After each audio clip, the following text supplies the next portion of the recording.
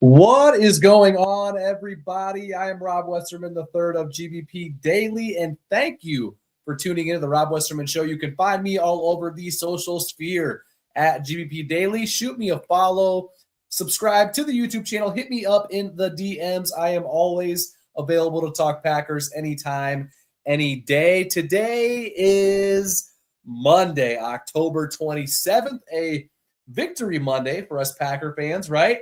How are we all feeling after last night? Satisfied, a little concerned with the first half. It was a dominating win last night against the Steelers. Aaron Rodgers at the helm over there, of course, for Pittsburgh. And although the first half was a little rough, we did take full control in the second half. We outscored them 28-3 before the somewhat, maybe some would say a garbage time touchdown by the Steelers. And even after that, it was 28-9. We outscored them in the second half. So Jordan Love had an MVP type of night. And at one point, he had 20 straight completions, which is tied for the most since Brett Favre did it back in 2007. Overall, he finished 29 of 37 for 360 yards, 3 touchdowns, and no interceptions, a passer rating of 134.2, which is just probably one of his best games of his career, if not the best game of his career. On the road with Aaron Rodgers on the other sideline. Felt like kind of a movie, right? The first half was a little rough and a little frustrating. Some things weren't going our way, including a couple field goals, which we'll get to here in a little bit. But coming out the second half firing, and we scored three straight touchdowns coming out of the half. And, yeah, all is right in the world. Packers win 5-1-1 is the record. Us and the Colts have the least amount of losses in the league with just 1. And currently we are the number 1 seed in the NFC. So things are looking good at this point in the season. But we've got a long, long road ahead before that even matters, right? Let's see who else had a good game. Tucker Kraft had his best game as a pro, in my opinion. 7 catches, 143 receiving yards, and 2 touchdowns.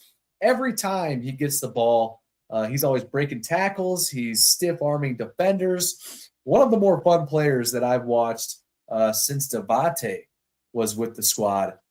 Christian Watson made his return last night, less than a year removed from tearing his ACL against the Bears last season.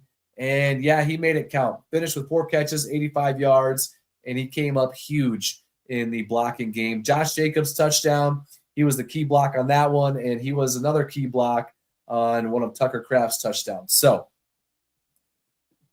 he is a huge part of why we were flowing so well like we were last night. And, yeah, fun to watch, becoming one of the better tight ends in the league, no doubt about it. Kind of on his way, in my opinion, to an all-pro year. He's got more touchdowns than anybody else on our team. I just posted it not too long ago. Let me throw up the stats here really quickly.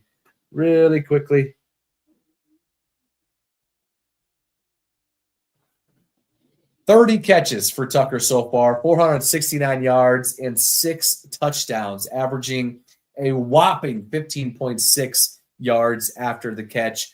The only tight end in NFL with at least 450 yards and 5 touchdowns. So, in my opinion, probably the best tight end in the NFL, at least at this moment. Argument can be had for, George Kittle when he's healthy, Brock Bowers when he's healthy. And, yeah, so I'm excited about Tucker Kraft. Let's get him the ball a little more, though, shall we? In the first half, he didn't have a whole lot of action, and then he started to get rolling. So, what else do we got going on here? Can we give a shout-out to Emmanuel Wilson? He came in multiple times and just kept it rolling in place of Josh Jacobs. He finished with 61 rushing yards, and he also had 26 receiving yards.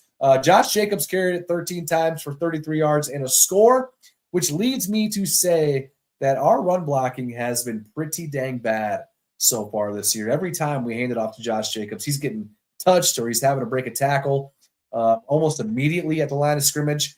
And not sure how we can expect it to get much better because we had all of our guys playing yesterday. There were no injuries that we can hang an excuse on. They just need to be better, just flat out. And I know Zach Tom went out for a little bit, but he did come back in. So a little sponsor time here. If you're planning to go to a Packers game this year, maybe you're planning to go to the Panthers game this weekend. It's a Sunday, noon kickoff at Lambeau Field. Do not buy your tickets anywhere else other than TickPick. They guarantee the cheapest Packers tickets on the market.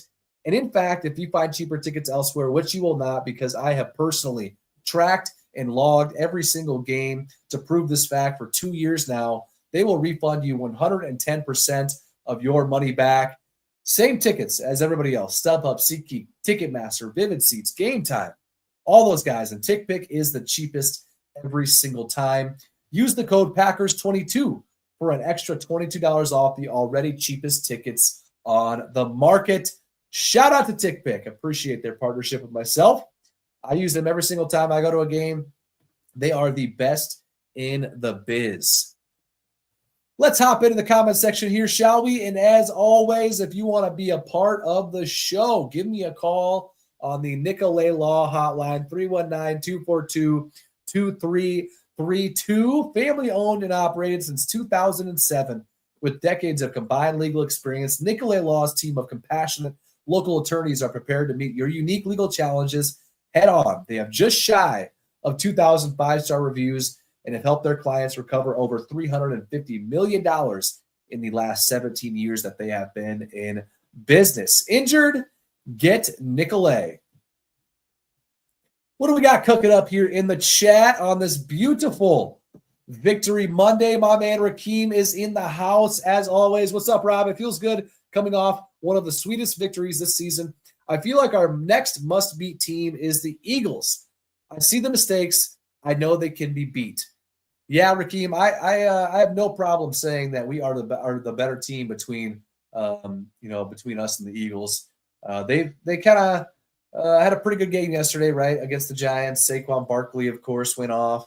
But we don't have the Eagles for a couple weeks yet. Let's get past the Panthers, right, Rakeem? Come on now, one game at a time. But I hear you, though. Our must-beat team being the Eagles, we're both atop the NFC standings. You know, they're right behind us, of course, because we are the 1 seed in the NFC. But that'll be a good game. It's a Monday night game. The defending Super Bowl champs coming to Lambeau Field, a team that we lost to twice last year. So hopefully we can kind of right our wrongs against them at home on Monday night here in just a few weeks. So thank you, Rakeem. Appreciate you as always. Armin, what do we do at kicker? Great question, Armin. After last night, that seems to be a popular question, and rightfully so. Don't get me wrong. You know, Brandon McManus starts the night off by being short from 57 yards out and then follows it up by missing the 44-yard field goal. And I'll give him a little leeway for the 57-yarder, but you've got to hit the one from 44 every single time. The snap, the hold, and the protection, they were all great. It was just a miss. So he did bounce back in the second half and didn't miss a kick. So I think he was just a little rusty, and I don't think we'll be seeing any changes at kicker just because of those first two ones that were missed. We certainly can still be ticked off about them because it was frustrating to watch. You got to hit the 44-yarder, and you hit those two field goals, and we end up winning this game not by 10, but by 16 or who knows what would have happened after that. So I don't think we do anything at kicker. I think Brandon is the guy, and that's probably what's going to happen. So thank you, Armin. Appreciate you. King AJ, my man in the house over on YouTube. Honestly, maybe it's the media trying to push a narrative, but not a fan of Golden's tantrums for not getting looks. In my opinion, either play your role or ride the bench. My man King AJ is coming in with some heat here. I do understand his frustration, though, right? He was wide open on that third down at the end of the game for what would have probably been a touchdown. Now, I did see that he deactivated his Instagram whatever that means. I will say what I saw at training camp, the way, at least from what I saw, that he was interacting with the fans, wasn't the best compared to some other guys that were riding down, signing autographs with the kiddos. He just kind of kept to himself and just went to practice, which, hey, nothing wrong with that.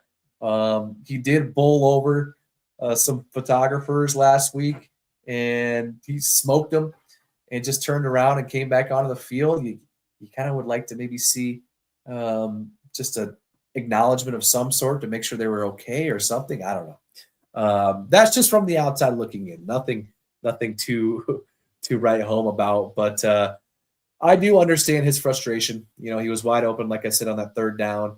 And, you know, maybe he wants some more targets. It's just kind of tough when you've got Tucker Kraft, when you got Romeo Dobbs, who Jordan Love loves to go to, and you got Christian Watson coming back yesterday, who had a great game. Hopefully Matthew Golden can get a good game under his shoulder. He's already had a great game just a couple weeks back when he had over 100 yards total from scrimmage. He just has yet to get into the end zone. And Savion Williams got into the end zone yesterday. So I would not have guessed that when the season started, that Savion, who missed a lot of practice during training camp, who doesn't play a ton from the offensive standpoint, I would not have guessed that he would have scored before Matthew Golden, but he did, and that's just kind of how the cookie crumbles sometimes. So I agree, though. I haven't seen much tantrums like on the television, but maybe you've seen some stuff I haven't. Thank you, King AJ. Appreciate you. Erica, hey, buddy. Happy Victory Monday. Thank you, Erica. Always, always good to have a Victory Monday, right? Jennifer, hello, everyone. Much love from Virginia. Thank you for hopping on, Jennifer. Appreciate you. Lauren, Tucker Kraft is my favorite player. I don't think you're alone there, Lauren. He's become one of the better playmakers across the league and, quite frankly, one of the best players on our team. So he is so fun to watch. Jeremy, hey, great win yesterday. Love Micah. Kraft got the game balls. Love and Kraft got 2 balls. Yep. Big games by all those guys. So Rashawn Gary with 2 sacks yesterday. And he even pulled out the belt celebration on Aaron, which kind of flirting with fire there. So, but we pulled it off. Riley, do you think we are the best team in the league? Excuse me. I don't know about the entire league. There's an argument, though, right? We're the 1 seed as of now in the NFC. The Colts are pretty good. They've only got 1 loss. The Bills and Chiefs you can never count out, right? Either way, though, there is a long way to go. And this is a week-to-week league. You know, just a few weeks back, we struggled to, beat the Cardinals last weekend. We, won by 2 scores against the Bengals, who have been playing pretty well as of late. And, yeah, it's a week-to-week league, and we got a long way to go. But as of now, yeah, we are definitely in that conversation. Hopefully we stay there as the playoffs approach here in a couple months. But long way to go. Mason, shout out to Quay for holding back. Big time, Mason, right. DK Metcalf was doing everything that he could to get Quay to react during the game yesterday, and he didn't. So, yeah, DK was grabbing his face mask. He was trying to poke him in the eye. Like, what are you doing? And Quay Walker stayed calm. He talked about it today and said, he's grown to not react and have a penalty thrown for him. And thankfully he didn't, because last night that DK penalty helped us big time late in that game. So not sure what DK Metcalf was trying to do. Poking someone in the eye, it's childish in my opinion. So we got the last laugh, though. We got the win. All right, guys, that is going to do it for me today. Thank you again for tuning in. Always, always, always love talking Packers with you. Hit me up on social media at GBP Daily. Subscribe to the YouTube channel. Any sort of interaction helps myself and helps the page. I will be back and at it again tomorrow. Thank you again for tuning in, and I'll catch you guys later. Thank you.